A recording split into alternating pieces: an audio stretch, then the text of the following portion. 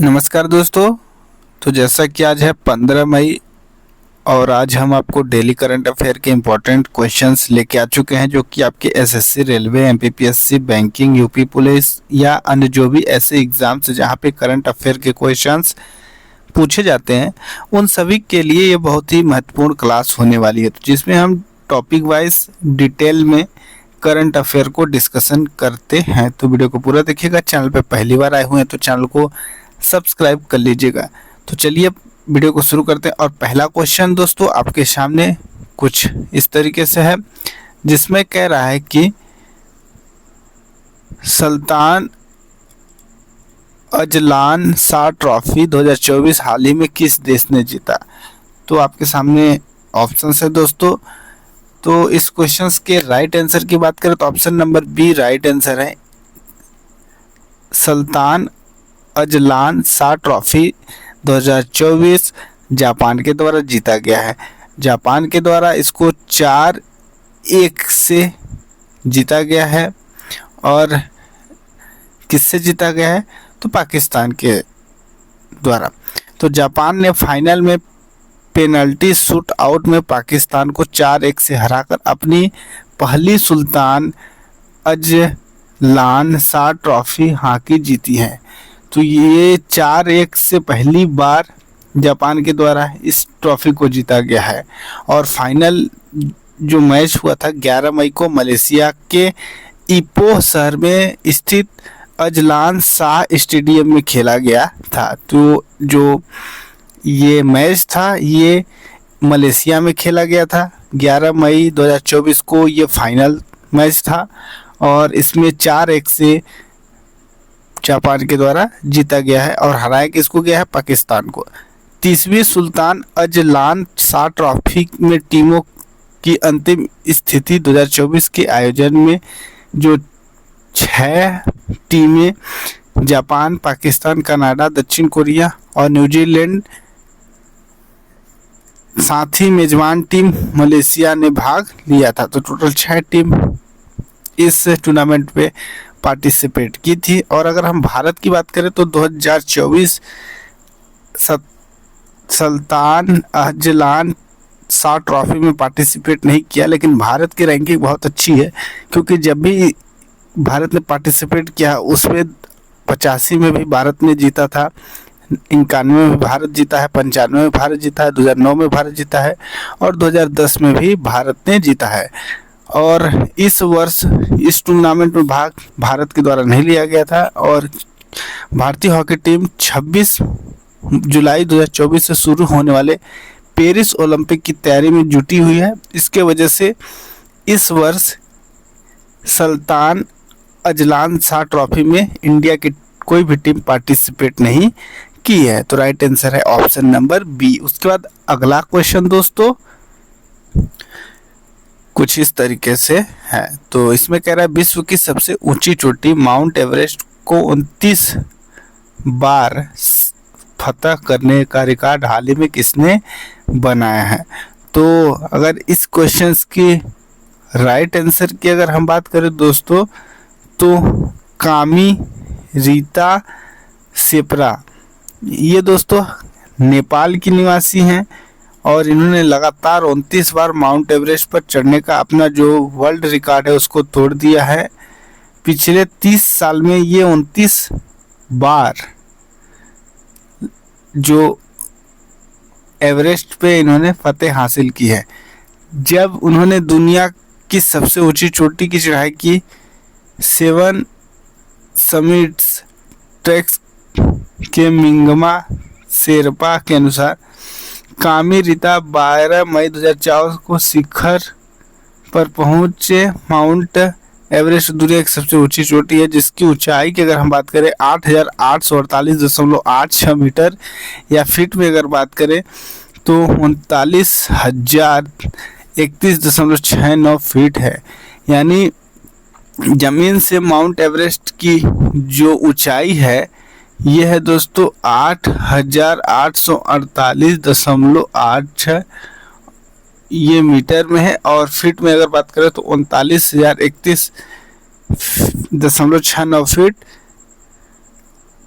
Feet में है। Mount Everest दुनिया की सबसे ऊंची पर्वत चोटी है जो हिमालय के महान हिमालय क्षेत्र में स्थित है। ये नेपाल और तिब्बत की सीमा पर स्थित है। तिब्बत में इसे माउंट एवरेस्ट यानी तिब्बत में माउंट एवरेस्ट को चोमो लुंगमा के नाम से जाना जाता है, जिसका अर्थ विश्व की देवी या घाटी की देवी। इसे नेपाल में रागमाथा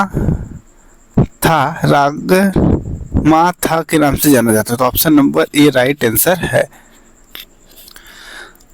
उसके बाद अगला क्वेश्चन है दोस्तों, राष्ट्रीय लोक अदालत का आयोजन हाल ही में कहाँ किया गया? तो इसका राइट आंसर की बात करें तो नई दिल्ली में राष्ट्रीय लोक अदालत का आयोजन किया गया। तो राष्ट्रीय लोक अदालत है क्या एक्चुअल में? तो ये दोस्तों लोक अदालत सभी प्रकार के विवादों को निपटारा करने के लिए एक कोर्ट में एक विशेष प्रकार का आयोजन किया जाता है, जिसमें जो विभिन्न प्रकार के मुद्दे होते हैं उसको आपसी बातों को लेकर सुलझाया जाता है और वहीं पे उनका त्वरित निराकरण किया जाता है। इसके लिए राष्ट्रीय लोक अदालत का आयोजन किया जाता है। उसके बाद अगला क्वेश्चन है दोस्तों, निम्न में से किसे हाल ही में यूनेस्को की memory of the world Asia Pacific regional register में शामिल किया गया है? तो रामचरितमानस, पंचतंत्र, मिलनसार या सभी? तो इसका राइट आंसर है ऑप्शन नंबर डी सभी। तीनों को जो यूनेस्को की memory of the world Asia Pacific regional register में शामिल किया गया है। रामचरितमानस, पंचतंत्र को यूनेस्को की memory of the world regional सूची में शामिल किया गया है। तो right answer option number D. उसके बाद अगला क्वेश्चन दोस्तों, तो यहाँ पे अगला क्वेश्चन है, सुअर की किडनी लगवाने वाले पहले व्यक्ति रिचर्ड रिक स्लेनमैन का हाल ही में देहांत हो गया। वह किस देश से संबंधित थे? तो राइट आंसर है ऑप्शन नंबर सी, अमेरिका से संबंधित है। अमेरिका में रिक स्लेमन की मौत हो गई। वह पहले इंसान थे जिनके शरीर में सुअर की किडनी लगाई गई थी। इस प्रयोग को ऐतिहासिक माना गया है या था। जिस इंसान के शरीर में पहली बार सुअर की किडनी लगाई थी उसकी हो गई है मौत। तो किडनी लगाने के 2 से 3 महीने के अंतराल में ही इस व्यक्ति की मृत्यु हो गई। उसके बाद अगला क्वेश्चन दोस्तों, अगला क्वेश्चन है, किस देश में स्थित इब्लू ज्वालामुखी हाल ही में फट गया है? तो इसका राइट आंसर की अगर हम बात करें दोस्तों तो Indonesia, option number B right answer है। समुद्र तल से 1325 मीटर की ऊंचाई पर स्थित माउंट ईबू ज्वालामुखी को हाईएस्ट लेवल 4 से नीचे दूसरे खतरे के स्तर से रूप में वर्गीकृत किया गया है। जकार्ता इंडोनेशिया में रविवार की सुबह काफ़ी तेज धमाके के साथ माउंट ईबू पहाड़ में ज्वालामुखी फट गई है। तो option number B right answer है। उसके बाद अगला क्वेश्चन है दोस्तों, अगला क्वेश्चन कह रहा है, हाल ही में चंद्रमा पर पहला रेलवे सिस्टम बनाने की घोषणा किसने की? ये दोस्तों एडिशनल में ऐड हो चुका है, इसकी वजह से ये अलग है। तो इसका राइट आंसर है नासा। नासा ने चंद्रमा की सतह पर पहला railway system flexible levitation of on a track, जिसको फ्लोट कहते हैं, ये यहाँ तक दोस्तों एडिशनल में ऐड हुआ है।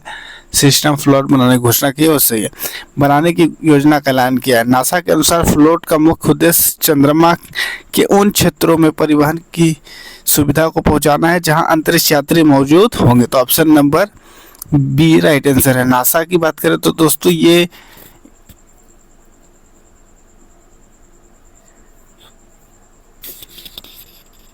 भारतीय स्पेस कंपनी है और इसका मुख्यालय बेंगलुरु में है। उसके बाद अगला क्वेश्चन दोस्तों, भारतीय जिम्नास्ट सृष्टि खंडागले ने एशिया ट्रैम्पोली जिम्नास्टिक चैंपियनशिप में कौन सा पदक जीता है? तो इसका राइट आंसर की अगर हम बात करें दोस्तों